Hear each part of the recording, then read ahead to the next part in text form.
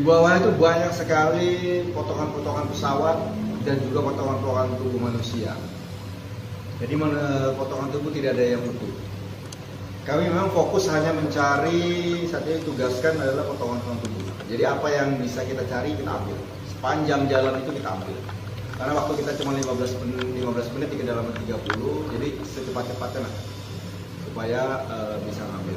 Nah waktu saya ngambil beberapa potongan tubuh itu di bawah, itu udah bercampur semuanya. Begitu saya masukkan ke kantong, kemudian saya naik ke atas. Nah itulah ada begitu potongan tubuhnya karena tekanan dia keluar dari kantong. Nah baru terdengar suara-suara yang suara-suara aneh lah, yang sebetulnya orang bilang suara manusia. Padahal secara di dalam air itu kan kita tidak bisa berbicara pakai peralatan scuba.